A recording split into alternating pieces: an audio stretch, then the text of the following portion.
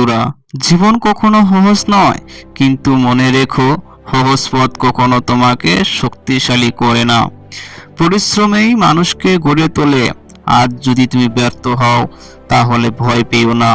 ব্যর্থতা মানে শেষ নয়, ব্যর্থতা মানে শেখার সুযোগ।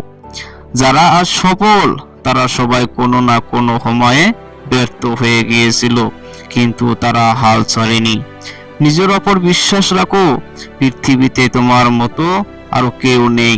এটাই তোমার সবচেয়ে বড় শক্তি। অন্যর সাথে নয়, নিজের গতকালের সাথে প্রতিযোগিতা করুন। পরিশ্রম করো নীরবে, সফলতার শব্দ করবে। আজ একটু কষ্ট, আগামীকাল অনেক গর্ব।